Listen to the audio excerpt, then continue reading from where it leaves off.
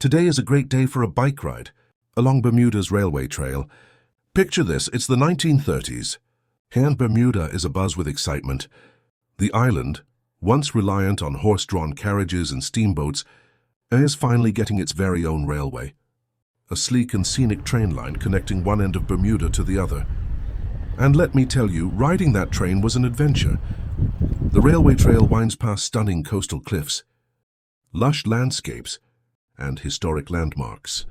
The train chugged over rickety trestle bridges, offering passengers breathtaking views of the Great Sound.